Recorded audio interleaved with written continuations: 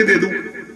चला गया, थोड़ी देर बाद फिर आया, बोले चलो कोई बात नहीं, आंख महत्वपूर्ण होगी, एक आदमी की आंख नहीं, हमारे रिश्तेदार है, 15 लाख देगा, एक हाथ दे दो। फिर वो गाड़ी गाड़े, फिर कभी पैर मांगे, कभी क्या मांगे। अंत में जब सारे अंग मांग लिए और उसने एक भी देने से इनकार किया तो भगवान ने जूता खोल के 2-4 मारे पकड़ के भाई मंदिर में। बोला आराम खोर, 3.5 करोड़ तो तुझे मैं गिना दी अब तक, और फिर तू कह रहे मैं गरीब हूं। प्रैक्टिकल सोचेगा थोड़ी देर इस शब्दों को कि जिस गॉड ने, जिस अल्लाह ने, जिस ईश्वर ने जिसको जो मर्जी आया भगवान का नाम पुकार दो, उसने अगर आपको मेरे जैसा, आपको अपने जैसा सकुशल बनाया है तो कितनी बड़ी नेमत बख्शी होगी। आप उसके लिए थैंक्स बोलिए। क्योंकि बहुत से लोग बोल नहीं सकते, बहुत से लोग देख नहीं सकते, बहुत से लोग चल नहीं सकते, बहुत से लोग सुन नहीं सकते। मैं गलत कह रहा हूं, ठीक है, तो आप उनसे अच्छे हैं कि नहीं है? पहला। दूसरा, आप पढ़ लिख कर इस जगह बैठे हो कि कम से कम शिक्षा देने का काम कर रहे हो, ये दूसरा सौभाग्य।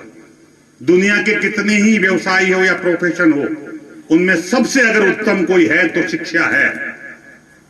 हम समझ ही नहीं पाते इसके महत्व को, इसलिए हम बड़ा दुख पाते हैं, बड़ा मन उदास सा रखते हैं। एक छोटी सी घटना से बताऊंगा। बंबई से कोटा दिल्ली ट्रेन जा रही थी। एक 90 साल के बुजुर्ग टीचर की तबीयत खराब हुई अचानक और वो ट्रेन में गिर पड़े। जब वो गिर पड़े तो लोग चिल्लाने लगे, तो वहीं से एक लड़का खड़ा होता है और डॉक्टर को बुला के उनका इलाज कराता है और उनको कोटा लेके उतर जाता है बड़े अस्पताल में भर्ती कराने के लिए। जब 2 दिन बाद गुरुजी को होश आता है, कुछ ऐसी बीमारी, पता नहीं अब मर्गी थी या कुछ ऐसी बीमारी थी, 2 दिन बाद उनको होश आया, तो उन्होंने अस्पताल में पूछा भाई मुझे भर्ती किसने करा? तो बच्चा खड़ा था, तो वो पहचान नहीं पाया उसको। तो उसने उनको होश आते ही चरण स्पर्श करके कहा, गुरुजी मैं आपकी क्लास में 6ठी क्लास का दिनेश विद्यार्थी, जब आप मुझे वहां पढ़ाया करते थे। अब गौर से सोचेगा छोटी सी चीज कि जिस बच्चे को आज आप क्लास में पढ़ा रहे हो, वो बच्चा कल क्या हो सकता है। अब उसकी जीवन बची गुरुजी की कितनी बड़ी कीमत हो गई, लगा सकते हो कीमत आप उसी पढ़ाई से। अभी अगर आपने 2 महीने पहले अखबार में पढ़ी हो, पत्रिका या भास्कर में था, मुझे एग्जैक्ट ध्यान नहीं है, टीचर बाहर निकल रही प्राइवेट स्कूल की घर से और एक लाल बत्ती की गाड़ी आके उनके घर के आगे रुकती है। बेचारी घबरा गई थोड़ी सी। वो जो गाड़ी में से उतर के आता है, गनमैन उतर के आता है, उसके बाद जो अफसर उतर के आता है, उसने चरण स्पर्श किए कि मैम इस गाड़ी में बैठिए, मैं आपका स्टूडेंट हूं, मैं आजकल कलेक्टर हूं बांसवाड़ा में, प्रकाश राजपुरोहित जो आजकल जयपुर कलेक्टर है। क्या नहीं हो सकता, कल्पना तो करो आप जिस प्रोफेशन में हो वहां प्रधानमंत्री बना रहे हो, वहां आप राष्ट्रपति बना रहे हो, सबसे बड़ा वैज्ञानिक बना रहे हो, सबसे बड़ा डॉक्टर बना रहे हो, वो आप ही की क्लास में बन रहा है। लता मंगेशकर भी आपकी क्लास में है तो सचिन तेंदुलकर भी आपकी क्लास में। जब अब्दुल कलाम राष्ट्रपति बने तो एक राष्ट्रपति को 350 आदमियों को बुलाने का अधिकार होता है मेहमान के रूप में। 350 अनऑफिशियल होता है वो, यानी ऑफिशियल सरकार जो प्रोटोकॉल में बुलाती है वो अलग, पर 350 की सूची एक राष्ट्रपति अपने पीए को देता है कि सर ये 350 आदमी अलाउ होते हैं, उनके रिश्तेदार दोस्त कुछ भी।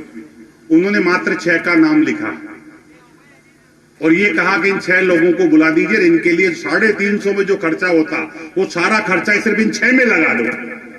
इनके कपड़े नए होने चाहिए और इनके लिए सीधा एक प्लेन, चार्टर प्लेन होना चाहिए जो सबको लेके आए, और इनके परिवार को शामिल करें तो मैं और खर्चा दे दूंगा।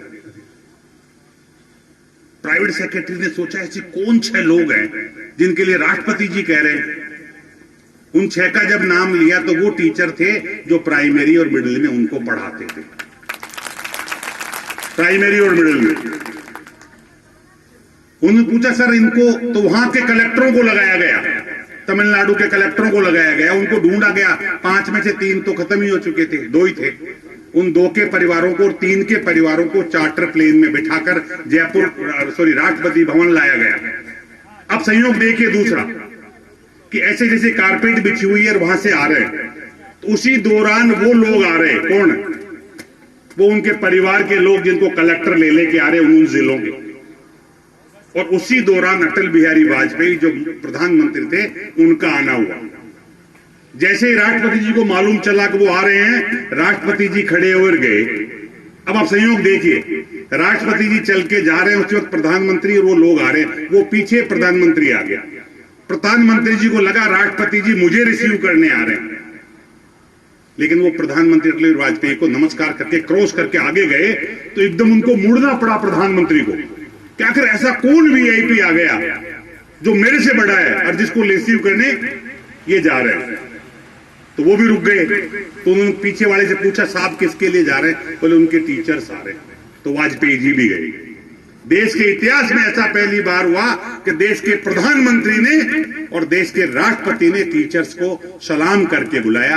ये हुआ। अब गौर से